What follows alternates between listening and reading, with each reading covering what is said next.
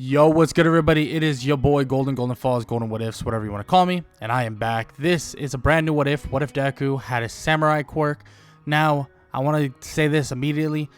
I was thinking, I kind of want to, in a way, start doing these longer videos, of course, like our full stories, but I want to do them in like 2 parts. Normally, I'll do these videos, we'll have like maybe 4 parts, 5 parts in total. But this time, I think what I want to do is I want to try this out for a little bit. This might not stay, but I want to do it in 2 parts, where I have part 1 is like to a certain time, and then part 2 is to a certain time as well, and then we finish the story in part 2, and that's kind of like your finale. So 1 of 2, 2 of 2. That's what we're gonna start doing. Then we'll have the movie, which then would allow me to actually maybe even double upload, where we'll have the movie and then another part 1 for the next series. Haven't decided just yet, but I'm gonna try to do this way and see how it goes and see how you guys like it as well, because I know you guys like the longer videos. But with that said, I don't want to ramble on too much, and I want to allow you all to get into the video, which is What If Deku Had a Samurai Quirk part 1 of 2. So if you guys enjoy, please show some love, all that good stuff. Check the links in the description. And yeah, that's all I gotta say. Hope you guys enjoy the video, and let's get right into it. Let's get it. Izuku Midoriya is born into the world we all know in My Hero Academia, full of quirks, superpowers, and so much more. Izuku, well, he's hopeful that he can gain a quirk that would allow him to become one of the greatest heroes alive. But when growing up, he was super interested in different weaponry and fighting styles, and that would include the fighting style of the samurai. He would be extremely interested in all of it, in their discipline, in the way they approach things, in just their heroics. He believed that bringing this idea of a samurai to the world that they live in now could be beneficial to everybody. The samurai could be Japan's greatest protector. At least that's what he believes for the moment. And that's what he believes in terms of heroes and heroics.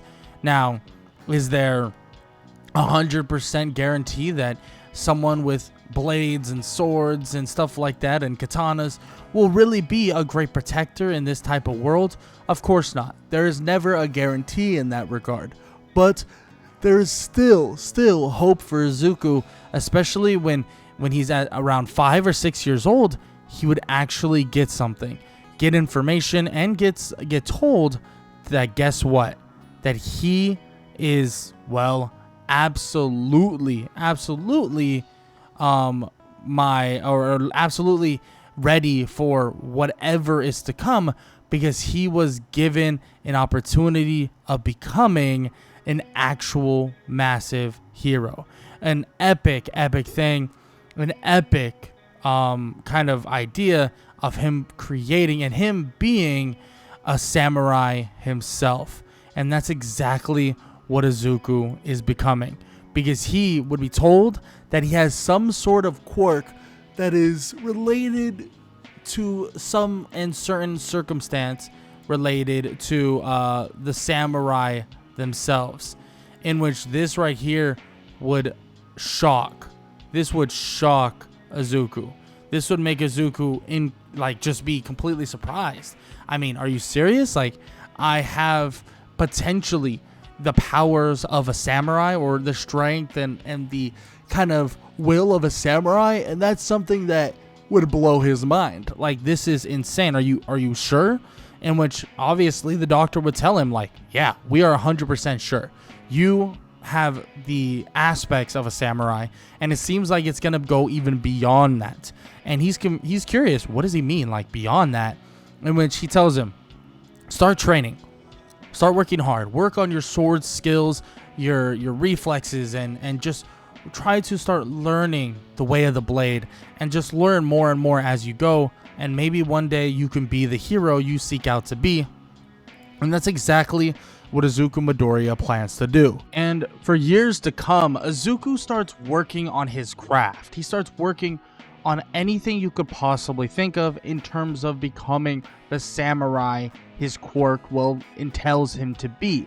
And he begins training in martial arts, begins training in the way of the sword, starts working with different swords, different katanas, and different things like that, different masters and senseis alike.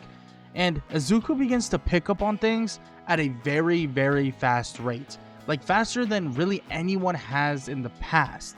It seems like he has some supernatural way of usage of a sword, and his reflexes and his deep connection to the sword and to what the samurais are supposed to be seems to be there and developing as he goes throughout life.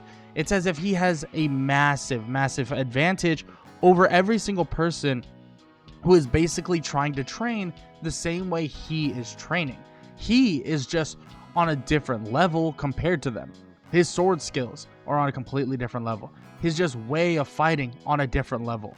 And he continues to show that he is completely prepared for anything. But as it is all said and done, as he becomes around 12 years old, Izuku has already excelled even the masters themselves. He's already at that level of master swordsman and or master of martial arts, so in terms of his own version of martial arts. Of course, he doesn't have every single martial art under his belt, because most of his fighting is definitely attributed to utilizing weapons and or swords and knives and blades. But Izuku has a really good understanding of fighting in general. So he really starts training on his own around the age of 12 and stops going to these classes and working with these senseis and masters all alike, and he starts working on other things. He felt that there was something deeper within his quirk, something more that he wasn't necessarily understanding just yet. And what are those things?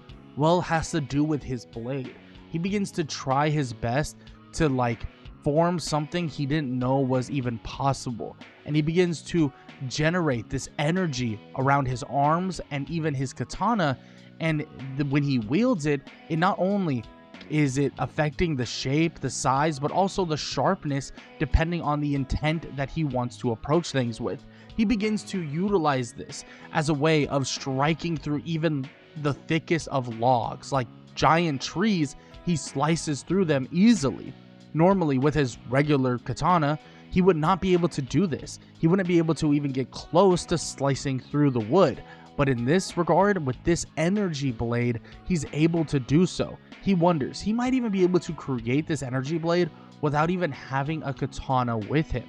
But he doesn't really think too much and too hard about doing that, and he just continues kind of training, working hard, and progressing. And that's the main thing for Izuku, progressing.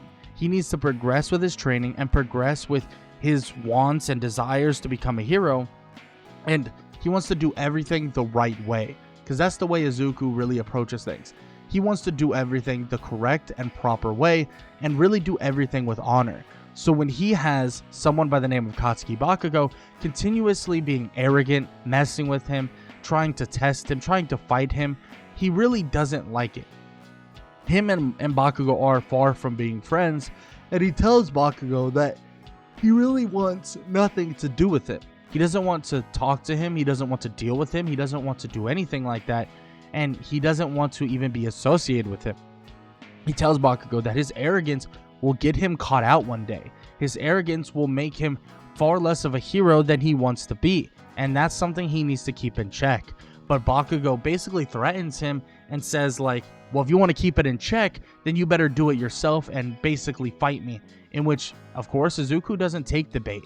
He tells him, I'm not going to fight you. There's no point for me fighting you. There's no reason I should fight you. And I'm going to, I'm not going to do any of that. And, of course, Izuku continues this idea all the way up until he's about 15 years old. And he's one of those kids that definitely takes the role of being a samurai very seriously. Every aspect of being a samurai, in terms of, honor and really approaching things the right way, is something that Izuku is doing day in and day out. He's definitely incorporating everything to do with honor, technique, and basically being a good person to heart, especially when he's progressively becoming more like a samurai and more of a samurai in general. And Izuku just continues this idea and continues doing this, and he just goes through class and goes through school all the way up until the basic last day of middle school. And this is when he has to deal with Bakugo, because Bakugo is running his mouth, saying this, saying that Izuku's not going to get into UA, that Bakugo is going to get into UA, but Izuku, he's useless, and he's this, he's that. And Izuku's just kind of like, why do you do this? Why do you feel the need to put others down to make yourself feel better? Why do you feel the need to have other people kind of worship you, make you seem like you're better than you actually are? What's the point? Seriously, what's the point of doing so? And Bakugo kind of just, in a way, ignores this and kind of says, like, you know, oh, you're just an idiot, you're just a Deku, you're just useless, and that's why you don't want to fight me. You think you're gonna lose, or you know you're gonna lose, and blah blah blah. And that's really what is happening. And he tells Bakugo all of these things, and he really just relays everything that Bakugo is as a person, and he kind of puts it all out there. And this would really piss off Bakugo, like really piss him off. Like, he would be freaking mad that Izuku feels that he is, better than him, that he thinks that he's so much better than him, that he can, do this and be like, hey, you should really keep it down and not do this. And he really looks at Izuku as if he's somewhat or somehow so much better than him, right? Like, that's what is, like, as if Izuku is looking at Bakugo in that way. But of course, Izuku, he's not even thinking about this. He has no, like, kind of worries about Bakugo in terms of, he's not thinking like Bakugo is like, oh yeah, like, you think you're better than me, like, I'm gonna hurt you for that. And he's not even thinking about that. He's just being honest with Bakugo, being true to what he believes, and really trying to express that toward Bakugo. But Bakugo, well, he doesn't care. Like, he genuinely doesn't care, and he is just absolutely just annoyed and pissed off at Izuku for even talking to him like this. And at the end of the day, at the end of the day of middle school, well, Bakugo is actually threatening Izuku, trying to get him to fight, and Izuku continues to just ignore him. And before you know it, Bakugo would even take that stance and actually try to fight Izuku, trying to shoot an explosion at him. But before you know it, Izuku was already behind Bakugo, dodging the explosion and walking out the door. And this would shock everybody, thinking like, that was insane. How did he just do that? I mean, at the end of the day, he just dodged an explosion against Bakugo, and he made Bakugo look like he was nothing. Like, he just dodged it and just walked away like a fight was never even going to happen.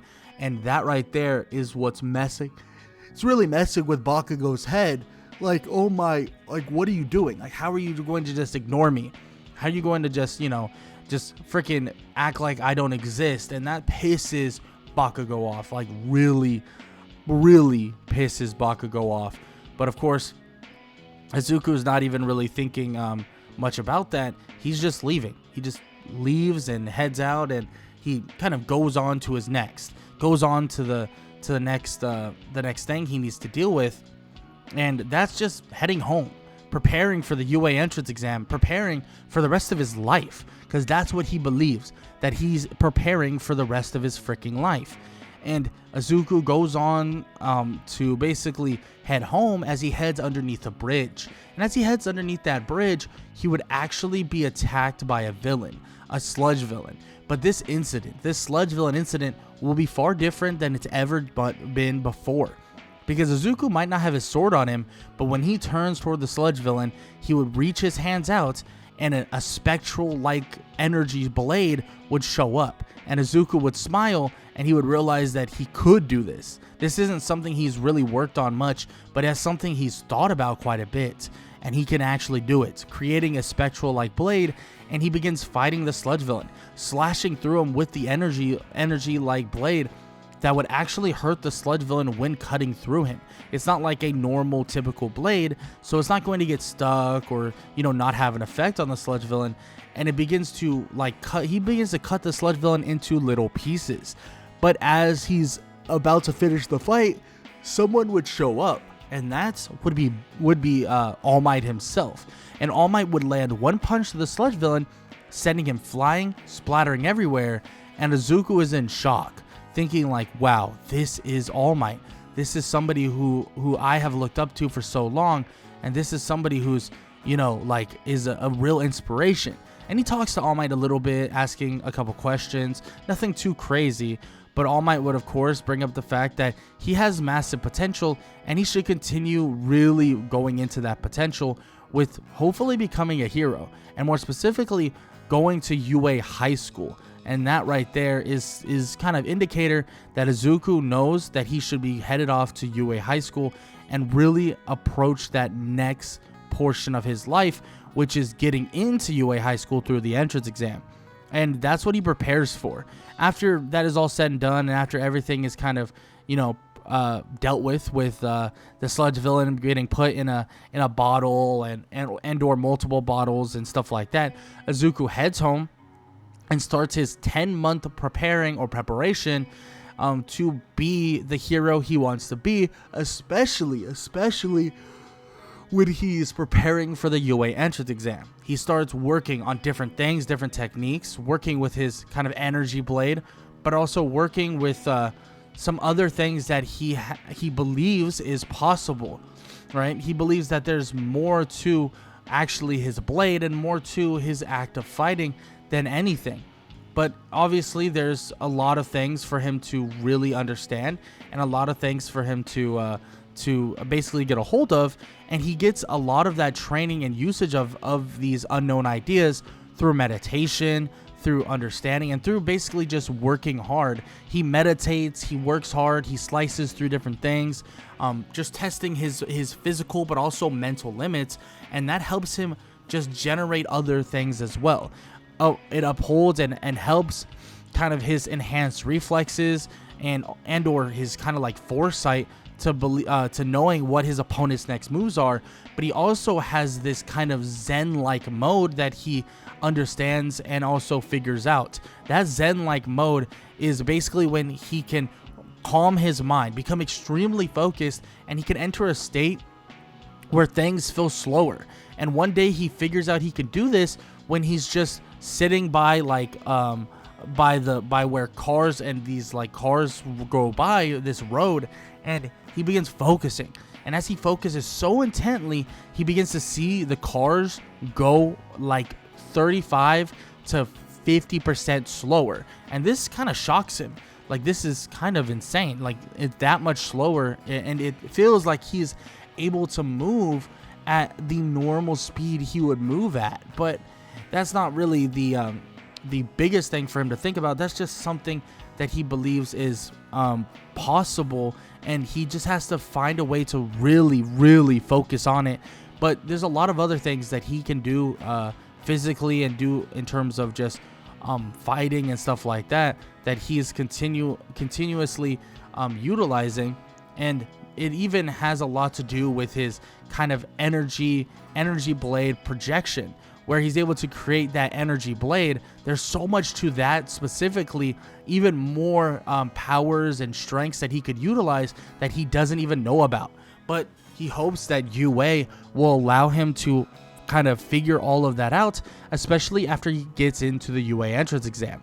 And when he takes the UA entrance exam, I'm gonna be completely honest, this is easy for Izuku. Even if he's not allowed to actually bring his sword, he could just create a sword made of energy, or kind of that energy projection like sword, and he begins to cut through robot after robot, like destroying them, cutting, slicing, and just splicing every single robot you possibly can imagine.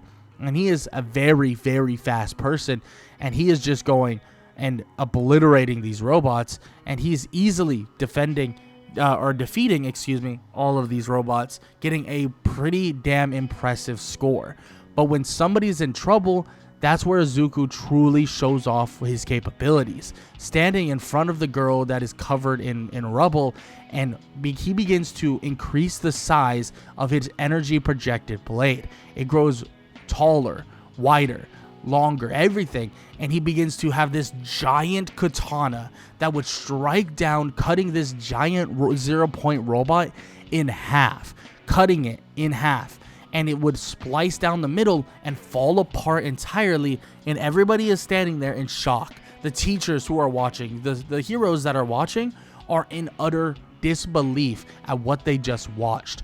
This kid has just destroyed the 0-point robot in one foul swoop. Who's the last person to really do something of that degree? The last person they can really think of, well, is All Might himself. This kid, he's something else. That they haven't really ran into somebody that really was this well tuned already. That he seemingly has already put in so much work, so much practice, and so much training before even going to UA in general. Most kids, they kind of coast. They kind of coast with the idea of their quirk. They don't work with it. They don't train with it. They're just kind of like, oh yeah, it's cool. That's what it is. But he didn't think that way. He didn't. He continued to push the boundaries of his quirk, and it seems like it has paid off in absolute heaps, and it seems like it's going to pay off in the future because, well, the kid already is in UA. He got in, but on top of that, when he gets that letter, he is told by All Might himself that he is the #1 student in Class 1A. Izuku Midoriya is going to lead the Class 1, the first years, the Class 1A and Class 1B first years as the #1 student, and he wouldn't want it any other way, especially with hoping that he could really behold this samurai code and kind of really hold on to the heroics that he wants to bestow on the hero society in general. And this is when we get into the classroom once again, and we finally have the first day of UA High School. Izuku enters, and he's pretty normal in terms of just sitting down, hanging out. Some people try to talk to him. He talks to them, tries to be somewhat friendly, but he's not really good at interactions the way that many others would be better at interactions than him. But he basically tells them like what he can do, what he's done, and blah, blah, blah. And let's just say someone is there that is very upset that Izuku, of all people, or at least he would end up learning that Izuku, of all people, got first place in the entrance exam. Because when Aizawa tells them all to head out for a quirk assessment, because he doesn't believe in that bull malarkey, orientation, they would head out and they would begin to test each other's abilities in a very, let's call it, least optimal way. And Izuku starts by throwing a ball. Now his distance is pretty impressive because naturally he's very strong, but he's not going to launch it to space, right? It's going to be like a 200 to 300 meter throw because of his strength. Now, when Bakugo goes, he goes further than even Izuku. And he begins to talk to Izuku saying like, oh yeah, we're about to see how much better I am than you and blah, blah, blah. And Izuku just says that what he did was very impressive. Very impressive. And that's it. And of course, Aizawa absolutely loves this. He thinks this is hilarious in its own way because Izuku seems like a humble kid. He seems like he has things figured out for himself. So he doesn't have to really sit here and try to impress other people or try to impress even the teachers or even himself. He knows what he's doing. And Aizawa says to Bakugo that if he wants to be cocky and wants to think that this is all like, it's not like, sunshine and rainbows and blah, blah, blah. And he wants to show off to these people. Then how about we make this a bit of a challenge? Let's do this. He tells them that if Bakugo gets a lower score than Izuku at the end of the day, then, well, he'll be expelled from UA High School.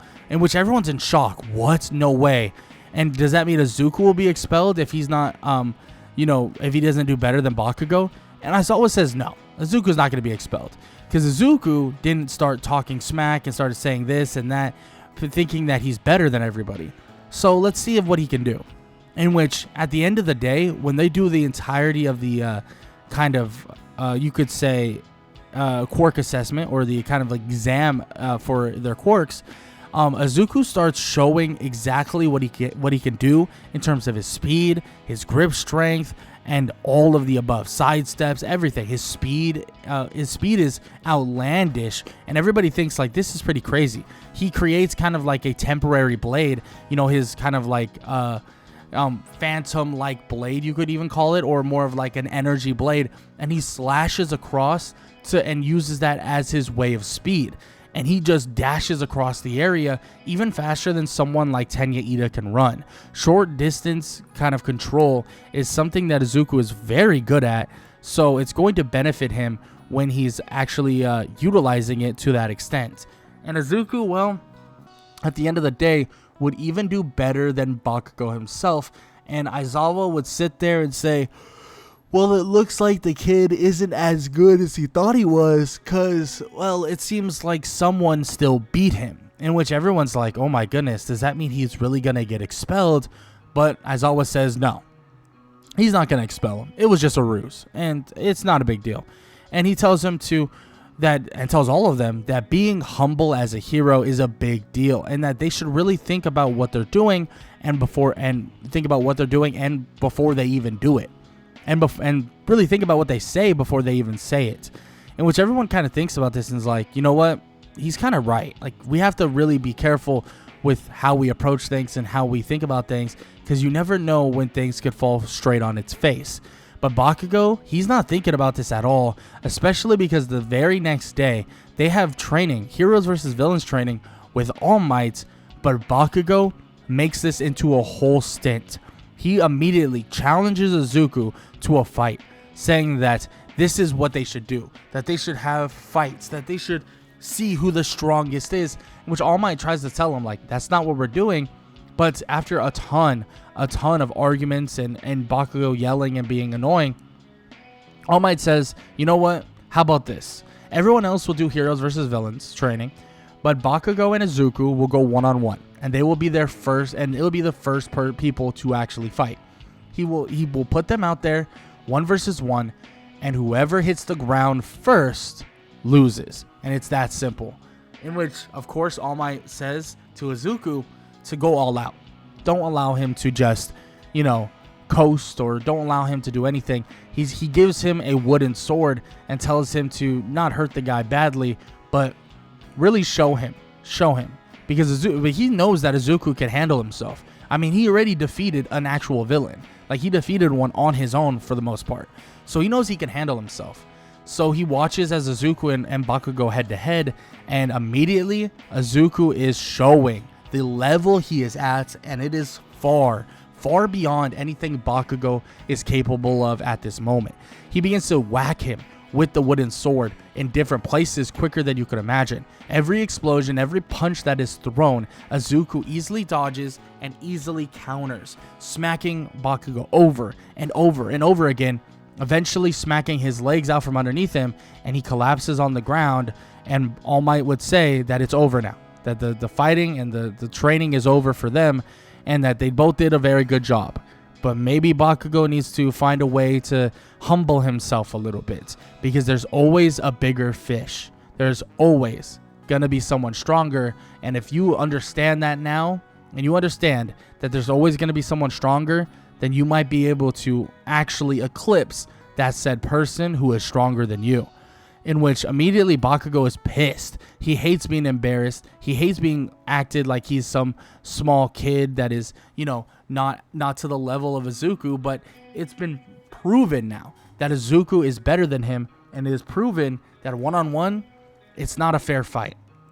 And eventually Bakugo has to come to terms with that, at least at this moment, and they have to just watch the rest of the people there, or the students, go through their Heroes versus Villains training. And after everyone's training is all said and done, they all just kind of go off to go to their normal classes, class after class, their normal studying routines, whatever you can think of. And every single day after those classes, Izuku can be found literally in any single type of training facility you can think of. I mean, he is in the UA kind of practice training facility almost all the time, every single day they possibly can. And he got full permission, obviously, from faculty or Aizawa, and he's there. Like, he's there after school, and then he leaves, goes home, comes back early morning, and he's training again. That's what the type of person Izuku continues to be. And no one else has that type of work ethic. No one else is even close. And that next morning, before they actually go to the USJ, Aizawa basically is there talking to Izuku, telling him that everybody needs a day off from time to time, so don't do this too crazily. And Izuku nods his head, saying that he understands, that he'll make sure to take his days off so that he doesn't, completely go haywire, and he makes sure that he doesn't, hurt himself. In which Aizawa says that he has a lot of potential as a hero, a lot of potential, and they all want to keep him in the right mind space, right? Keep him where he should be. And which Izuku nods his head and says he'll make sure to keep his head on straight, and he'll make sure to always follow the right line. In which Aizawa tells him that, well, as good as that sounds, sometimes following the right line is easier said than done.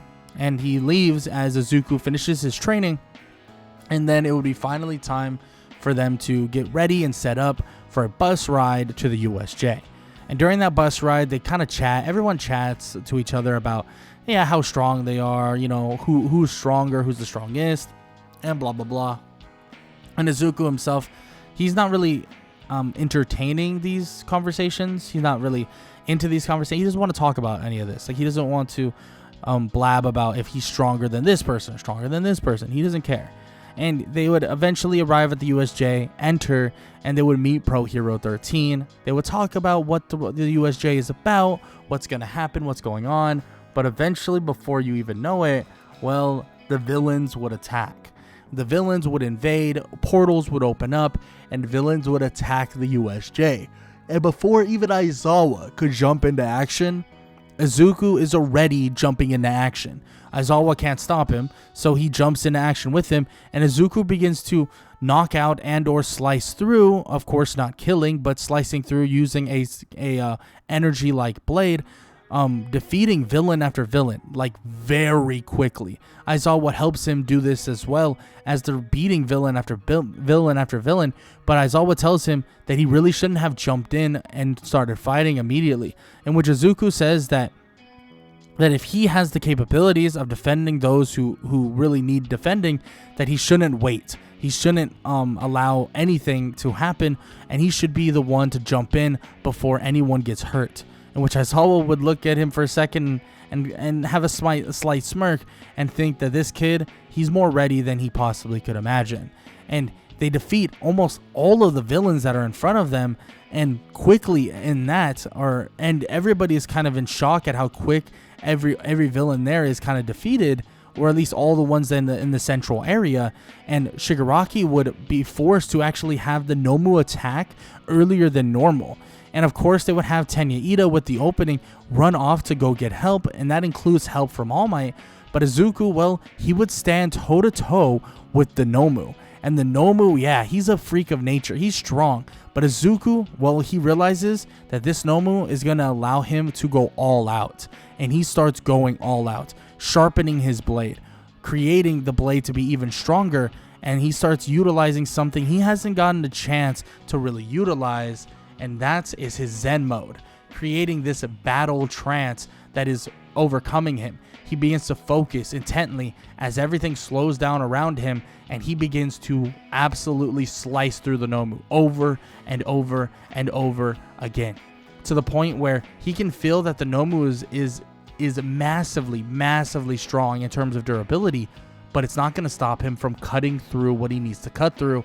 And he begins to cut through the Nomu, slicing through one of his legs, slicing through one of his arms, but not cutting it off entirely, but making it so that the nerves become kind of haywire, to the point where the Nomu can't really move anywhere faster than he normally does. Because eventually his Zen mode would run out, but Izuku would still have enough kind of done in terms of injuring the Nomu, to the point where he's not regenerating as fast, but also is slower than usual, cutting and slicing through the Nomu over and over again as he continues to pierce through him with strike after strike, even to the point where he unveils another technique that allows him to focus his strength on a specific strike that would cut through basically nearly any defense ever.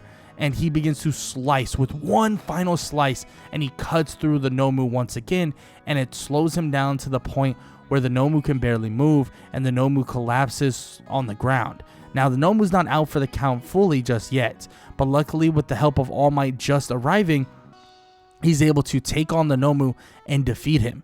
But before anything else could even ensue, Izuku would be looking for Shigaraki, looking for Kurogiri, and that's where he would attack. With the help of Aizawa canceling both of their quirks, or at least canceling the quirk of Shigaraki, he's able to get towards Shigaraki and actually knock him out quicker than you would think.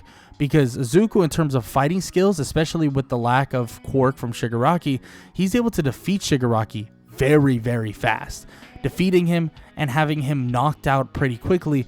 And then, of course, with the help of Shigaraki, or the help of Aizawa and other students, they're able to actually knock out Kurogiri as well.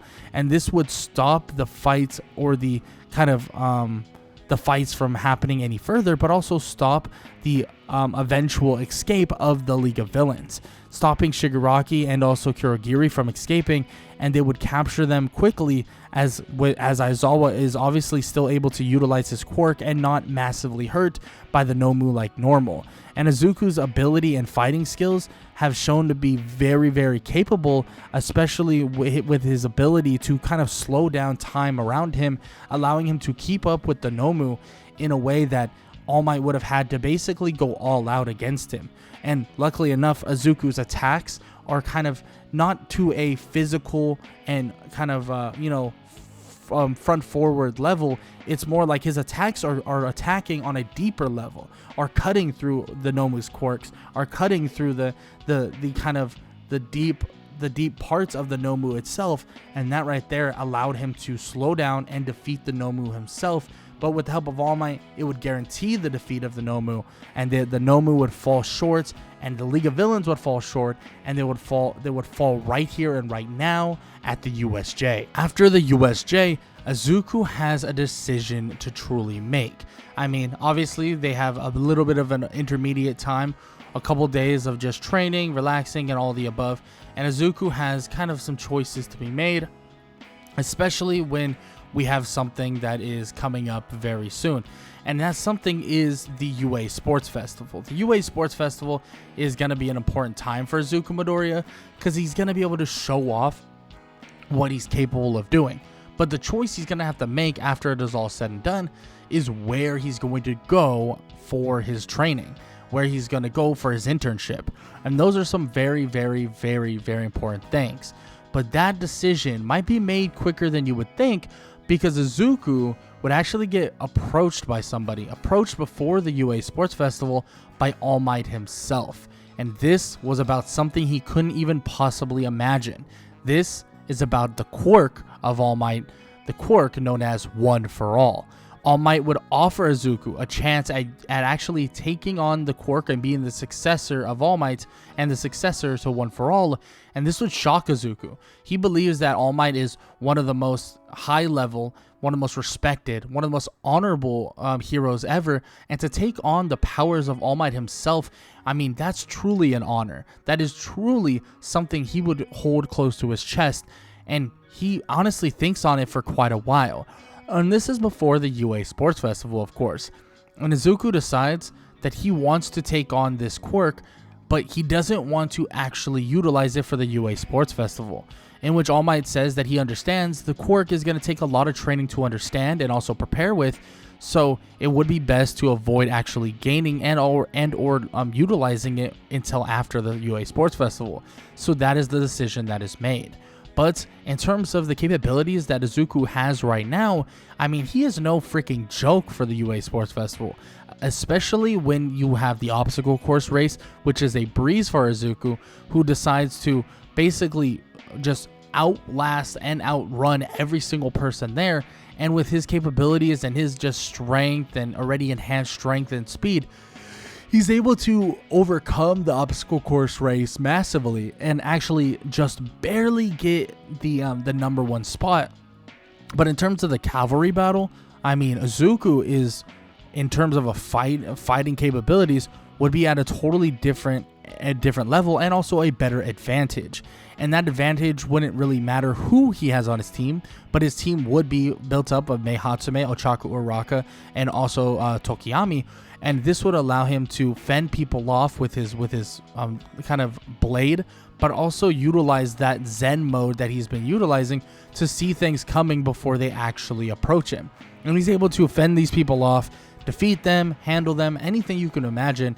And he'd be able to really deal with any incoming attacks, any things that are really are approaching him at fast speeds, and anything that he has to really deal with in the long run.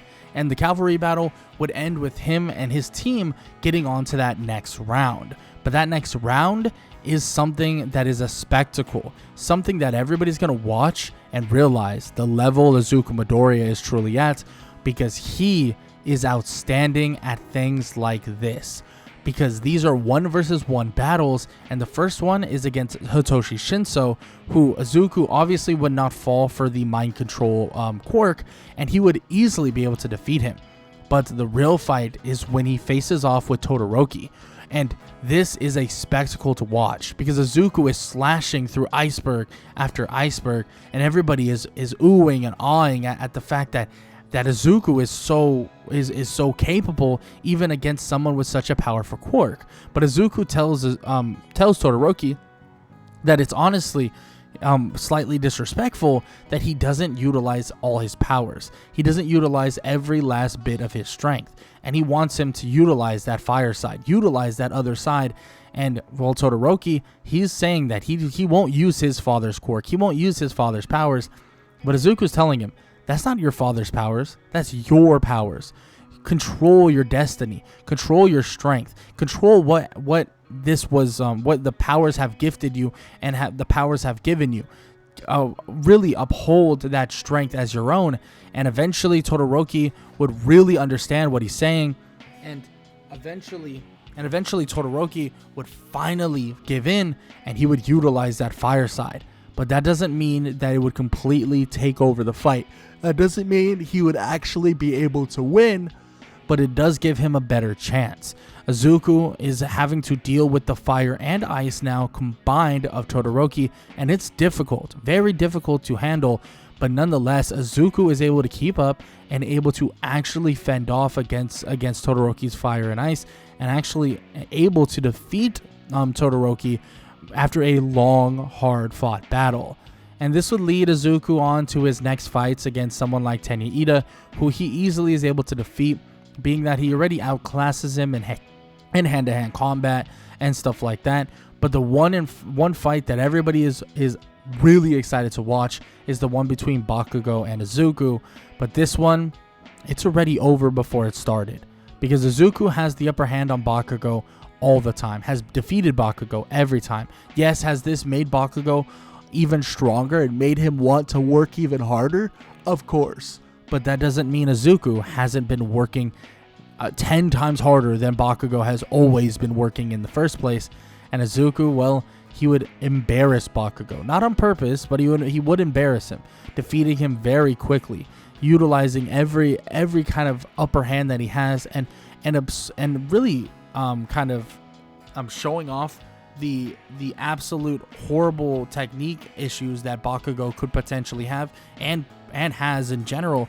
And he's able to fend off and or defeat Bakugo very, very quickly. And everybody watches intently, thinking, wow, this was insane. The fact that he was able to defeat Bakugo in the way he was and the way he did, that was amazing.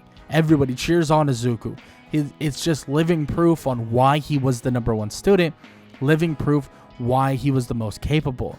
But luckily Izuku, well, he's prepared for this new internship, because the choice is very easily known now that he gets the offer from Gran Torino and or the past sensei of All Might himself. He gains the powers of One for All, and Izuku has a choice to be made in terms of how he approaches learning from Gran Torino.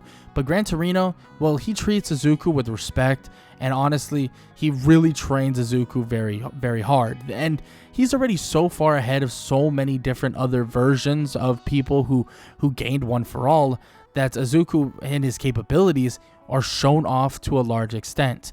Izuku shows off these capabilities and shows off everything that he's capable of, and he quickly takes a very, very, very quick understanding to what One for All is and how to utilize it. Over the course of 3 days, he's already utilizing it at a high level, almost to the point where he's controlling it at 20% of One for All, and which Gran Torino is massively impressed. But during one of his meditation sessions after their normal training session, he starts seeing things that he didn't expect to see, and that is the different users of One For All. They would actually be talking to Izuku, asking him questions, but Izuku unable to answer at this moment. And basically they would ask him yes or no questions, and that's how he would answer, nodding his head yes or shaking his head no. And they would ask him that, does he feel like he is prepared to take on this burden, take on the burden of being the user of One For All? And they would even tell him that they are very impressed by what he's capable of and what he has done so far, and that he seems to be the best of all of them combined. And it seems that the idea of him utilizing the kind of the way of the samurai will allow him to become one of the greatest One For All users that anybody has ever seen, in which they tell him that he will have way more to attend to. He will have so much more to worry about before he can possibly even know it, and to keep his head on straight, keep his worries in line, and make sure to always stay focused. Izuku would bow to them, as all of them would be pretty impressed by just the way he approaches things, and pretty impressed with Izuku himself. So much so, a lot of them honestly don't have anything to hide from Izuku. They all respect him and all think that he is the proper successor to One For All, and frankly might even be more disciplined than even All Might himself. He waves his goodbyes as his meditation would end, and he would now be back into the normal world, realizing that his now meditation is a gateway to see the past users of One For All, in which Izuku continues his training with Gran Torino, trying to master the art of One For All and the usage of One For All as a quirk, and now it's finally time for them to get some real world experience. And this real world experience would allow him to, for the most part, learn and also kind of figure out how these kind of walk around slash lookouts for different villains, you could even say, or maybe even kind of just going on his first patrol. And he's going on this patrol with Gran Torino, at least at Hosu City, and the whole idea is to actually just get a feel for it, get an understanding what the patrol is like, and what looking around and understanding what the society and what the people are like. But the thing is, All For One during this time is actually on the lookout for the hero killer, so Nomus and other criminals begin to show their face at Hosu City, forcing Izuku and also Gran Torino to actually try and help evacuate a lot of the people there. And it goes somewhat well, because Izuku is eventually thrusted into a situation against the hero killer himself, so to basically defend Tenya Ida from imminent doom. And that's what he does. Izuku shows his capabilities with swordsmanship and his ability to utilize a sword in general against the hero killer, and let's just say everybody would be impressed if they saw how Izuku was handling the hero killer situation, because Izuku puts the absolute hands on the hero killer, or more like the absolute sword on the hero killer, and he begins to show the level of swordsmanship really he's at. Now, don't get it twisted, the hero killer is no joke. In terms of swordsmanship, he is no joke, but Izuku, he's just at a different level at this point, it seems.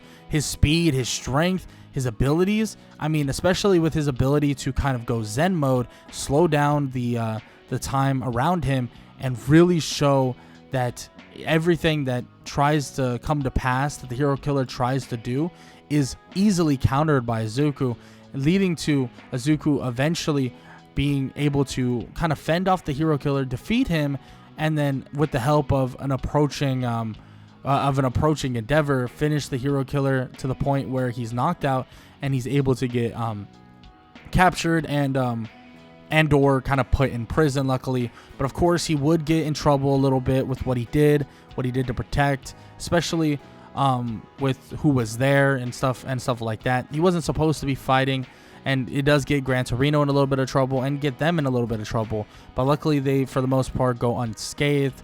And Izuku says that he understands that they have rules, that the heroes have rules, but he has a rule himself. That rule is to never allow someone to get hurt, especially if he can do something to stop it. And that's what he did. he found a way to stop it, and he stopped it. And he tells him that he'll be more conscious of what happens next time, but he won't ever just allow someone to get hurt for no reason, in which that's the truth. And Izuku, well, he continues on after all this is said and done, and the internships are cut a little bit short, but with the usage of One for All and finally the understanding of his own quirk being even more kind of enhanced, he is now ready for their final exams. Now, the written portion is a pretty simple and straightforward thing. I mean, we all know what a written portion of an exam is like. But, of course, the practical exam is what everyone's waiting for, because Izuku will go head-to-head against All Might himself. Yes, legitimately, head-to-head with All Might himself. And this is a pretty damn amazing thing to watch. And it's Izuku versus All Might. There's nobody else there. Nobody else to restrict. Nobody else to work with. And Izuku goes head-to-head. And it's pretty interesting to watch. All Might has some strength left over, don't get me wrong, but Izuku shows that he can freaking do his thing. I mean, he is showing that with the combination of One for All, but then his skills and abilities as a swordsman, I mean, it's totally different. And it's a totally different level of power and strength that he is showing off. And all these teachers, all these faculty are watching Izuku go head-to-head with All Might. And they wonder, how long can they keep this kid, especially being a student, before they honestly should send him off to be a hero already? I mean, they need to put him in proper circumstances to where they could really have him help society now. I mean, he has the strength, he has the power, he has the understanding, he has everything. They need to put him and really kind of push him along quicker than normal. But Aizawa is a little bit against it, thinking that just because he's ready doesn't mean he shouldn't continue on with being a student, continue on with being a kid. Allow him to have that, because once he doesn't have that, he'll always have to push forward. He'll always have to protect. He'll always have to be perfect. And Izuku is allowed to have those mistakes now, but he won't. He won't be able to have those mistakes later. And the fight with All Might, it's amazing. It's awesome to watch. But of course, it would come to an end with actually a bit of a draw, you could say. Izuku doesn't necessarily try to like kill All Might or anything, but he does kind of use capture tape, quote unquote, winning him the quote unquote fight. But it's not like their fight goes on to the very end, and it's not like their fight goes on until someone is like, on the ground out cold or something like that. And of course, this would be a pretty damn awesome thing to watch, and everybody is insanely impressed by it. But this would lead them to the forest training camp, where the forest training camp would kick off with an absolute bang, especially when you have someone get their entirety of everybody of Class 1A get thrown off a cliff to take on monster after monster. But here's the thing. The forest training camp is perfect for Izuku. Izuku is going to be able to learn, be able to create, be able to absolutely ensue in just upping his level of skill, game, and or powers with One for All, with his samurai quirk and with his swordsman skills, and he continues to spiral out of control with how powerful he's getting. Izuku's strength continues to multiply, continues to just be absolutely insane, and everybody believes that this kid, I mean, he might not have a cap on his potential. His potential might genuinely be limitless, which is an absolute insane thing to even think about when Izuku is showing off an even higher level of swordsmanship, but also even higher level of just raw power, being able to utilize 40% of One for All with a power already enhancing his strength and a power already ensuing in showing how strong he is in terms of his swordsmanship. I mean, he's able to make a phantom's like or spectral like blade already, and then on top of that, utilizing 40% of One for All, I mean, allows him to ensue strength that everybody would look at as almost borderline godlike. And it would make people honestly happy to see that he's on their side, but also terrified to see that someone could truly get this strong. I mean, where is this world going? Where are they headed to if someone like him already exists? Soon there will be people even stronger, quirks even more powerful, maybe so much so that a lot of people won't even be able to handle the power of their own quirks. And this would lead on to about 2 weeks of training at the forest training camp, and before you know it, they're already heading back to UA. And as they're heading back to UA, well, Izuku and everybody else, well, they see the news, and the news is pretty apparent and shown all around the world that All Might is now in a locked fight with All For One, and this is to change the future for the rest of every single person's lives. And everybody watches intently as All Might would come out victorious, but the end of an era would ensue. Yes, All For One may be defeated and the League of Villains may be stopped, but with All Might's, presence and his strength being gone like the last embers of a burning flame, we now know that the new era has now entered, and that they have now entered a new era of what hero society truly is, not only in Japan, but all around the freaking world. But what's next for Izuku and Class 1A? Well, what's next is for them to become partial/provisional heroes, and that will allow them to take their chances and take their level to that very next step. But with that said, we're going to have to wait on that to the next and final part 2 of 2 of What If Deku Had a Samurai Quirk. And if you enjoyed, show some love. Leave a like, leave a sub, leave a comment down below, all that good stuff. And I want to say right off the rip, I hope you guys enjoy this style. I'm going to try and see what you guys end up enjoying. Maybe some of y'all are like, well, I really like the full stories. I hear you. But I feel like if I do these in 2 parts, where I have 1 part and then 2 parts, and then that's the whole series, and then I have the movie the very next day, I might even be able to do an extra video that day where it's the movie, but also the next part 1. I haven't fully decided on that just yet, but I feel like that'd be the most useful for my time. So you guys get longer episodes, but also I get kind of these movies and these series done a little bit quicker instead of having to take like 5 days to finish a whole series. But with that said though, I hope you guys enjoyed the video. If you did, leave a like, leave a sub, leave a comment down below, all that good stuff. Hope you guys enjoyed the video, and I hope all y'all have an amazing day. Later.